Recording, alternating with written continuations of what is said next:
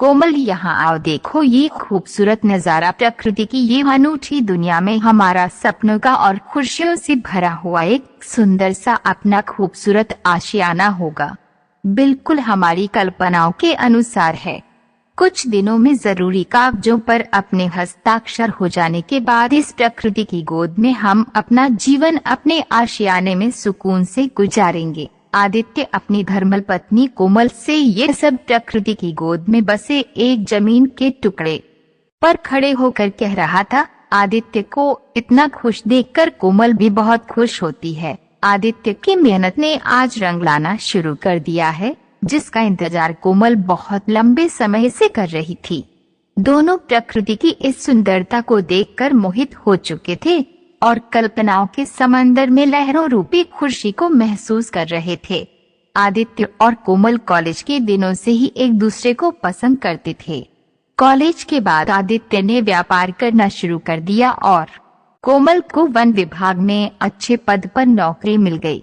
फिर कुछ ही महीनों के बाद दोनों ने शादी के साथ फेरे लेकर 7 जन्मों की कस्में खाकर एक दूसरे को अपना जीवन साथी बना लिया। कुछ दिनों के बाद कोमल अपने दफ्तर में काम कर रही थी, तभी उसके पास एक फोन आता है जो कि उसके वरिष्ठ अधिकारी का होता है। वही उसे बताते हैं राज कि पिछले कुछ दिनों से जंगलों को अवैध तरीके से बहुत काटा जा रहा है, जिससे देश की वन संपदा को बहुत नुकसान हुआ है और देश की वन संपदा की आय में भी काफी कमी देखी गई है। कुछ फाइलें आपको भेजी है, आप सख्त कार्यवाही करें।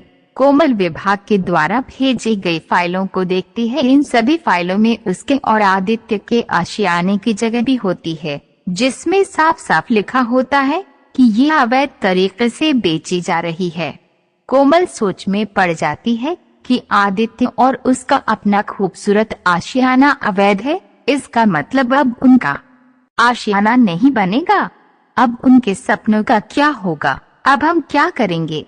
कोमल अब स्वयं को महाभारत रूपी इस जीवन में अभिमन्यु की तरह इस अवैध भूमि रूपी चक्रव्यूह में फंसा हुआ महसूस कर रही थी, जिसमें उसके एक तरफ उसका पद और कर्तव्य था और दूसरी तरफ उसका परिवार जीवन के सुकून के पल खड़े हुए थे। 2 दिन बाद कोमल हिम्मत करके आदित्य से इस बारे में बात करती है। आदित्य को पूरी जानकारी देने के बाद कोमल उससे पूछती है, अब तुम मुझे बताओ आदित्य, मैं क्या करूं?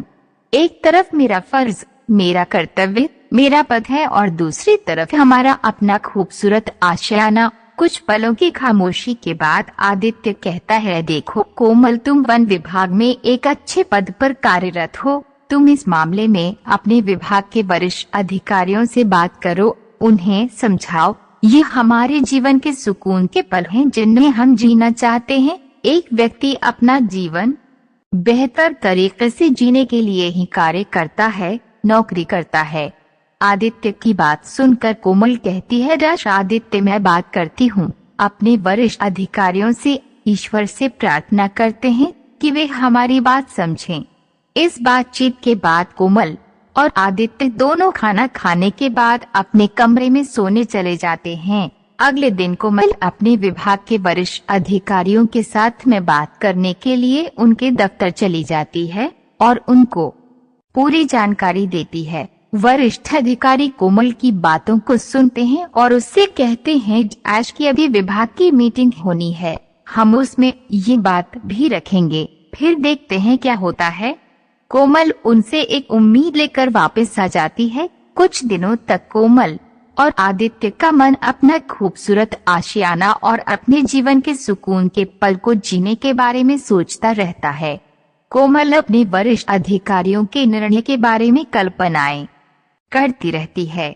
एक दिन शाम को कोमल के वरिष्ठ अधिकारी उसे फोन करके बताते हैं, राज की मीटिंग में तुम्हारी बात रखी गई। सभी ने ये निर्णय लिया कि पद और कर्तव्य ही प्राथमिक होते हैं, बाकी सब बाद में, इसलिए तुम्हें कार्यवाही करनी ही होगी। ये सुनकर कोमल के पैरों के नीचे से जमीन खिसक जाती है। कोमल यह बात आदित्य को बताती है। आदित्य यह सुनकर बेचैन होने लगता है और कोमल से अपनी नौकरी छोड़ने के लिए भी बोल देता है।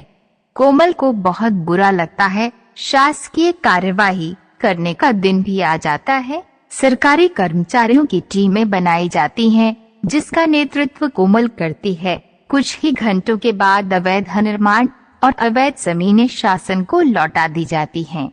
कोमल को इस कार्य के लिए एक कार्यक्रम में बुलाकर पदोन्नति और सम्मान दिया जाता है। आदित्य सब गुस्सा छोड़कर कोमल के लिए खुश होता है और उसके सम्मान पर खड़े होकर ताली भी बजाता है।